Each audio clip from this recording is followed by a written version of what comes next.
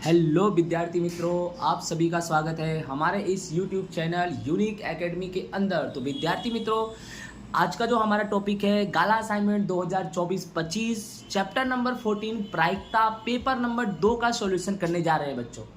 इसके पहले हमने पेपर नंबर 1 का सॉल्यूशन किया, उसको यूट्यूब पे अपलोड किया, आप लोगों ने देखा होगा और आपको अच्छे समझ में भी आया होगा, मैं ऐसी आशा करता हूँ। तो बेटा आज का जो हमारा टॉपिक है पेपर नंबर 2 का चैप्टर नंबर 14 प्रायिकता, इसके हम क्वेश्चन देखेंगे। और बेटा आईएमपी चैप्टर है, आपको मैंने पहले बता दिया 14 नंबर के आने वाले हैं, तो काफ़ी ज़्यादा आईएमपी है। ओके, तो स्टार्ट करें बेटा। ओके, तो सबसे पहले देखो क्या लिखा है कि हमारा सेक्शन ए है। सेक्शन ए में क्या है बेटा कि जनवरी महीने में 5 रविवार हो उसकी संभावना कितनी होगी। ओके बेटा, जनवरी महीने में कितनी रविवार हो, तो जनवरी महीने में 5 रविवार हो उसकी संभावना ज्ञात करना है। बहुत ही आईएमपी है। ओके, आंसर तो बता दे रहा हूँ कि 3/7 आएगा, बट कैसे 3/7 आएगा वो भी जानना बहुत जरूरी है। नहीं बताऊंगा तो आप बोलोगे सर ने बस बता दिया 3/7, कैसे आया ये तो सर ने बताया ही नहीं। ठीक है, तो कैसे आता है हम वो भी बताते हैं कि जनवरी महीने में 5 रविवार हो उसकी संभावना 3/7 कैसे होगी। तो सबसे पहले ये जानो कि जो जनवरी महीना होता है उसमें कितने दिन होते हैं बेटा, 31 दिन होते हैं। बोलो कितने दिन होते हैं, 31। और बेटा 31 दिन तो होते हैं, और सप्ताह कितने होते हैं बेटा, 4 सप्ताह होते हैं जनवरी महीना। ओके, कोई भी महीना हो, किसी भी महीने में सप्ताह बेटा 4 ही होते हैं। और एक सप्ताह में कितने दिन होते हैं, 7। यानी बेटा सप्ताह होते हैं 4 और सप्ताह में कितने दिन होते हैं, अर्थात रविवार, सोमवार, मंगलवार, बुधवार, गुरुवार, शुक्रवार, शनिवार। ठीक है, यानी कुल 7 दिन होते हैं। तो 7 × 4 बराबर कितना हुआ बेटा, 28 हुआ। कितना हुआ, 28। यानी कुल जनवरी महीने में 31 दिन होते हैं। 31 में से अगर 28 माइनस करो तो 3 दिन एक्स्ट्रा बचते हैं। वो 3 दिन जो एक्स्ट्रा है उन 3 दिन में रविवार आ सकता है। शायद वो पहले वाले में आवे या दूसरे वाले में आए या तीसरे वाले में आए, बट आएगा तो 3 दिन के अंदर ही आएगा। बेटा जो तुम्हारा एम है वो 3 मान लेने का, और बेटा जो 3 दिन आएगा वो किसी न किसी सप्ताह के अंदर ही आएगा। और सप्ताह में कुल कितने दिन होते हैं, 7। तो इसका आंसर तुम्हारा होगा बेटा 3/7।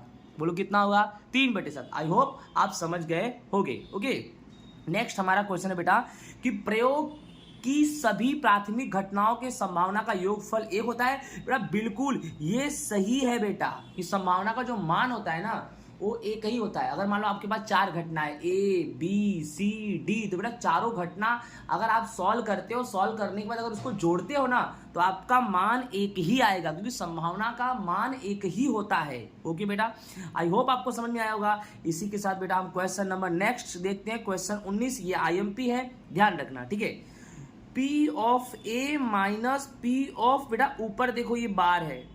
ओके, तो बेटा P of A dash minus P of A minus P of A बार, इसको ऐसे भी लिख सकते हैं बेटा, A डैश भी लिख सकते हैं। क्या लिख सकते हैं, A डैश। इसके ऊपर जो लाइन है इसका मतलब ये घटना नहीं घट रही है। ठीक है, ये घटना नहीं घट रही है। तो इसमें कैसा होता है कि सबसे पहले जो बेटा ये जो दिया है ना, इसका सूत्र क्या होगा, 1 में से P ऑफ A घटा दो, इसका ये सूत्र होगा। ओके, P ऑफ A जो बार है ऊपर लाइन जो है P ऑफ A डैश, उसको क्या करेंगे, P ऑफ A डैश का सूत्र क्या होगा, 1 माइनस P ऑफ A होगा। क्या होगा, 1 माइनस P ऑफ A।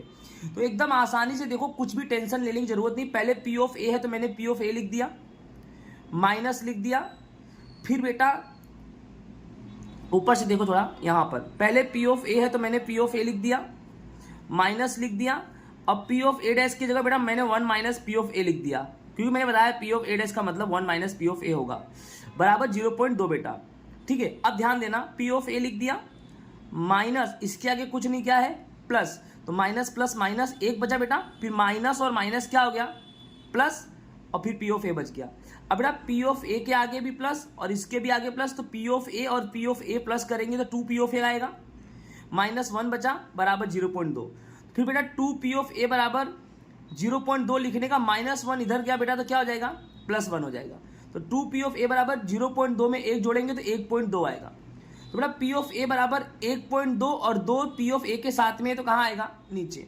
तो 1.2 में 2 का भाग देंगे बेटा तो 0.6 आएगा, 0.6। अब कैसे, तो इसका भी मतलब समझ जाओ, 1.2 है ना, तो मैंने पॉइंट हटा दिया, तो दशमलव के बाद एक संख्या तो बटे में 10 आएगा, और ऑलरेडी नीचे तुम्हारा क्या है, 2।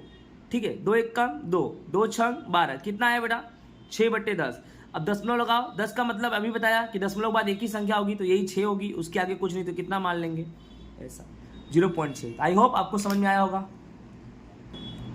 अब हम विभाग सी की बात करते हैं। ये तो हमने सोल्व कर लिया, सी का सोल्व करते हैं। सी में जो क्वेश्चन है ध्यान देना कि पासे को 2 बार उछाला जाए। बेटा पासे को कितनी बार उछालेंगे? 2 बार। तो सबसे पहले ये जान जाओ कि अगर पासे को 2 बार उछालते हो ना तो परिणाम तुम्हारा 36 मिलेगा। अब बोलो सर 36 कैसे आया? पासे पर बोलो परिणाम कितने मिलते हैं? 6। जितनी बार उछालना उसको ऊपर लिख दो। कितनी बार उछालना है? 2 बार। तो 6 की घात 2, 6 की घात 2 मतलब 6 गुणे 6, और 6 गुणे 6 करेंगे तो कितना आएगा? 36। तो तुम्हारा n कितना आया बेटा? 36 आया। अब 36 परिणाम आपको लिखना पड़ेगा। परिणाम आपके सामने है भाई, देख लो। पहले तो 36 परिणाम कैसे लिखने का? 1 2 3 4 5 6 बॉक्स बनाना है, 6 कोष्टक बनाना है। 1 line, 2 line, 3 line, 4 line, 5 line, 6 line. इसका मतलब 6 गुणे 6 बराबर 36। और लिखना कैसे है भाई? 2 पासे को उछालो। मान लो कि पहले पासे पर 1 आए और दूसरे पासे पर भी 1 आए, तो शुरुआत यहीं से करेंगे। पहले पे भी 1, दूसरे पे 1, फिर ऐसा 1 1, फिर 1 2, 1 3, 1 4, 1 5, 1 6, 2 1, 2 2, 2 3, 2 4, 2 5, 2 6, 3 1, 3 2, 3 3, 3 4, 3 5, 3 6, 4 1, 4 2, 4 3, 4 4, 4 5, 4 6, 5 1, 5 2, 5 3, 5 4, 5 5, 5 6, 6 1, 6 2, 6 3, 6 4, 6 5, 6 6, यानी 36 परिणाम हो गया। ठीक है, अब इसमें एक एक चीज को देखेंगे। पहला क्या लिखा है? एक भी बार ऊपरी पृष्ठ पर 5 प्राप्त न हो। बेटा याद रखना, न हो, यानी 5 मिलना ही नहीं चाहिए भाई, 5 वाले को छोड़ दो। घटना ए क्या लिखा है? 5 प्राप्त ना हो एक भी बार, यानी एक भी बार 5 प्राप्त होना नहीं चाहिए। ठीक है, तो सिंपल सी बात है, जहां जहां 5 हो उसको हटा दो। तो भाई कहाँ कहाँ 5 है ध्यान से देखो। ये वाली लाइन में देखो, ये रहा 5, इसको हटा दो। ये लाइन में देखो, इसमें 5 दिखा।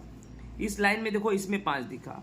इस लाइन में इसमें 5 दिखा, और इस लाइन में देखो सब में 5 दिख रहा है। सब में 5 दिख रहा है भाई, सब में। और इस लाइन में इसमें दिख रहा है। तो इन सबको बेटा हटा देने का। क्या कर देने का? हटा देने का। तो कितना हुआ? पहले लाइन में 1, फिर 2, फिर 3, फिर 4, फिर 5 6 7 8 9 10 11, यानी 11 बार ऐसा है जिसमें 5 है। और हमारा पूछा है सवाल में कि 5 ना हो। तो सिंपल सी बात है, m कैसे निकालेंगे? कुल कितना है? 36, जिसमें से 11 बार में 5 आ रहा है। तो 36 में से 11 घटाओ तो m बराबर कितना निकलेगा? 25। अब एकदम आसानी से P ऑफ A बराबर m/n, m तुम्हारा 25 और कुल संख्या 36, तो तुम्हारा आंसर आएगा 25/36। अच्छे से आपको समझ में तो आया होगा। ठीक है, दूसरा नंबर क्या है? दूसरा नंबर है कम से कम एक बार ऊपरी पृष्ठ पर 5 प्राप्त हो, उसकी संभावना ज्ञात करो। तो बेटा सिंपल सी बात है कि कम से कम ऊपरी पृष्ठ पर एक बार 5 प्राप्त हो। तो सिंपल सी बात, पहले ये जान जाओ बेटा, कम से कम बोले तो ज्यादा से ज्यादा की तरफ जाने का, और ज्यादा से ज्यादा बोले तो कम से कम तरफ आने का। अब इसमें क्या बोला है? कम से कम ऊपरी पृष्ठ पर एक बार 5 मिले, यानी एक बार मिले कम से कम। ज्यादा से ज्यादा होगा तो भी चलेगा भाई, कम से कम तो एक चाहिए, और ज्यादा हो तो भी चलेगा। तो सिंपल सी बात है, जो अभी मैंने क्रॉस किया ना वही सब है। देख लो, यहां मिला एक बार, तो एक बार तो चाहिए ना।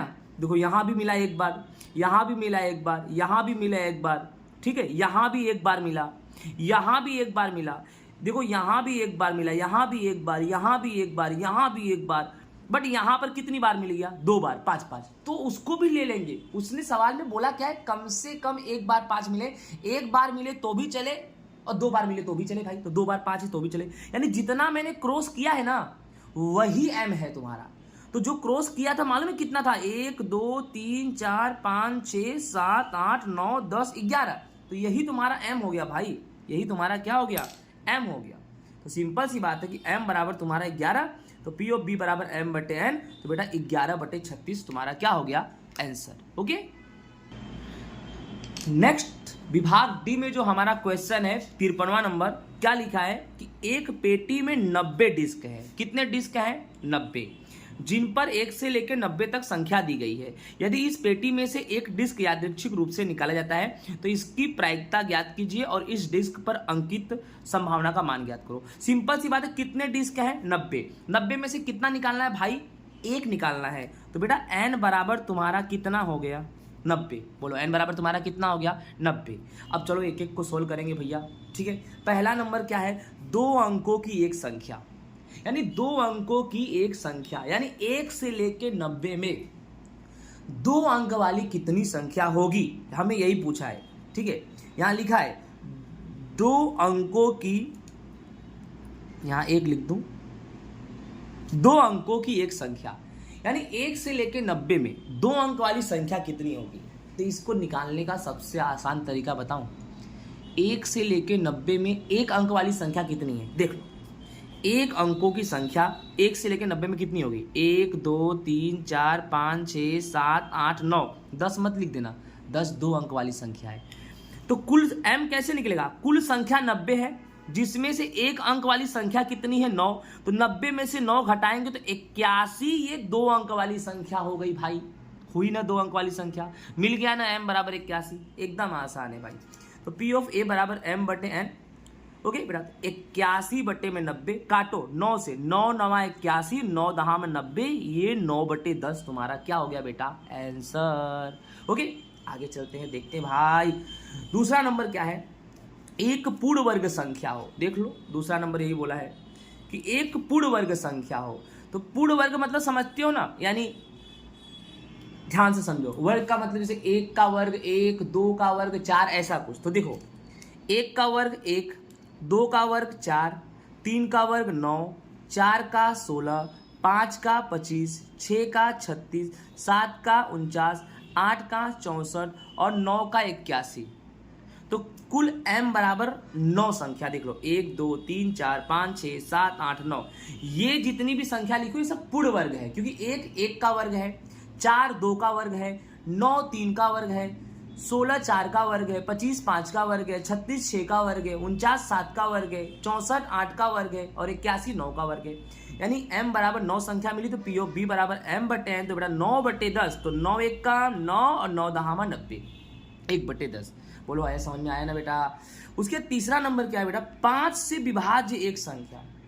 तो 5 से विभाज्य तो m बराबर कुल संख्या 90 है, 90 को बेटा 5 से भाग दे दो, 18 आ गया, 18 निकल गया भाई। कुल संख्या 90 है, 90 को 5 से भाग दो तो कितनी संख्या 18, तो m बराबर 18। तो P ऑफ C बराबर बेटा m बटे n, यानी 18 बटे 90। इसको काट दो बेटा, 18 से ही काट दो, 18 1 कम 18, 18 पचे 90, 1 बटे 5। बोलो समझ में आया कि नहीं आया, ठीक है। उसके बाद जो है हमारा क्या है बेटा कि पूर्ण घन संख्या हो। कौन सी संख्या हो, पूर्ण घन। तो ये भी आसान है, क्यों आसान है, जैसे वर्ग वाला था ऐसे घन वाला। बट बेटा वर्ग में समझो क्या होता है, घन में क्या होता है। वर्ग में घात 2 होती है और घन में घात 3 होती है।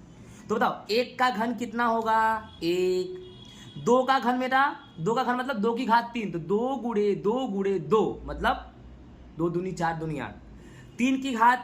3 का घन बेटा 27, 3 तिहाई 9 तिहाई 27। 4 का घन 64, 4 चौके 16 चौके 64। ओके 5 का घन 5 पचे 25, पंजे 125। बड़े 125 कैसे लोगे भाई, 90 तक तो संख्या ही है, तो 125 कहाँ से ले लोगे। समझ में आया कि नहीं आया। तो 64 तक भाई रुक जाओ। तो 1 2 3 4 बेटा तुम्हारा m बराबर कितना आ गया 4।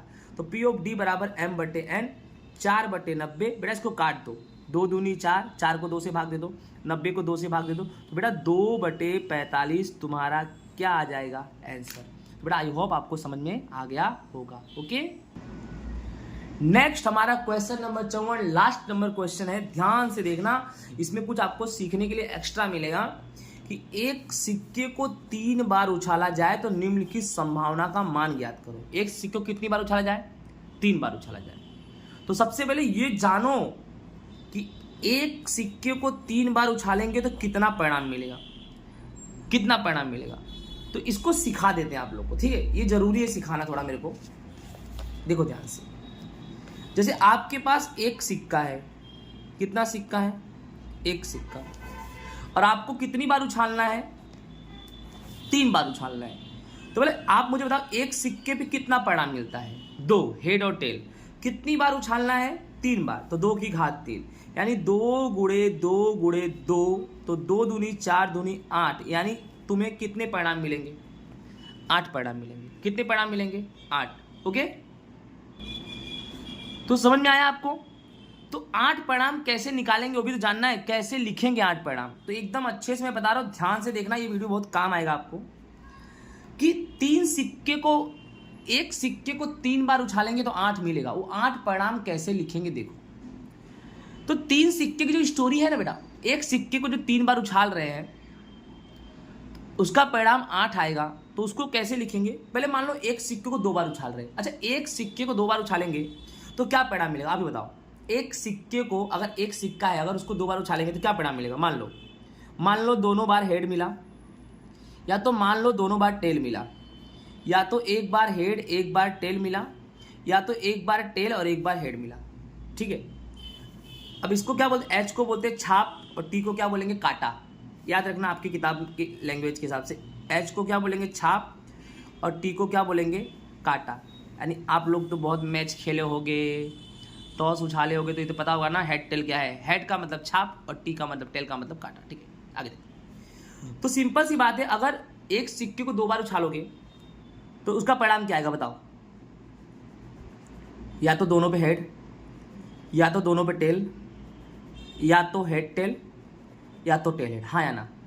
अभी आप बोलोगे सर 2 वाला क्यों बता रहे हो, 3 वाला बताओ ना भाई। हाँ 3 वाला ही बताने जा रहे हैं। 2 वाले का परिणाम आया ना, इसी को सेम टू सेम नीचे लिख दो, H H T T H T T H, बोलो सेम टू सेम नीचे लिख दो। यानी एक सिक्के को 2 बार उछालने पर जो परिणाम मिलता है वो 4 मिलता है, तो दोनों 2 बार परिणाम लिख दो, ऊपर नीचे लिख दिया, ऊपर नीचे। अब इसको एक सिक्के को 3 बार उछालेंगे, कैसे बदल देंगे, ऊपर एच लिख दो, नीचे टी, ऊपर सबके आगे एच लिख दो, इसके भी आगे एच, इसके भी आगे एच, इसके भी आगे एच, इसके भी आगे एच, और नीचे सबके आगे क्या लिख दो, टी लिख दो। लो बन गए तुम्हारे 8 परिणाम, 1 2 3 4 5 6 7 8। एक सिक्के को 3 बार उछालने पे यही परिणाम बनता है, समझ में आया होगा, ठीक है। देखो यही चीज मैंने लिखा है, देख लो। पहले H H T T H T T H, नीचे भी देखो H H T T H T T H, ऊपर देखो सबके आगे एच लगा दिया और नीचे सबके आगे टी लगा दिया, n बराबर 8 परिणाम आ गया। आया समझ में ना। अब पहला नंबर, 2 छाप प्राप्त हो। कितने छाप प्राप्त हो, 2। छाप को क्या बोलते हैं बताओ, हेड बोलते हैं। तो 2 छाप प्राप्त होना चाहिए बेटा। कितने छाप प्राप्त होने चाहिए, 2। तो चलो आओ भाई परिणाम में 2 छाप तो मिलना चाहिए। देखो इसमें मिला 2 छाप, हाँ भाई मिल गया। इसमें मिला, हाँ सर इसमें भी मिला। इसमें मिला, देख लो एच एच 2 बार, यहां देखो 2 बार मिला। 2 छाप प्राप्त हो यानी 2 छाप चाहिए, ठीक है। एक मिनट, ये नहीं लेना है, ये नहीं लेना है, क्यों, क्योंकि बोला 2 छाप मिलना चाहिए। यहां तो कितने छाप मिल गए, 3। अपने को 2 छाप वाले को ध्यान रखने का। किसको ध्यान रखने का, 2 छाप वाले को। 2 छाप वाले में देखो एक ये रहा, 2 छाप मिला, इसमें 2 छाप मिला, इसमें 2 छाप मिला, और कहीं 2 छाप ले गए। 1 2 3 परिणाम। तो देख लो m बराबर कितना ले लिया, 3। तो P ऑफ A बराबर m बटे n, तो m 3 और कुल संख्या कितनी, 8, 3/8। बोलो समझ में आया कि नहीं आया।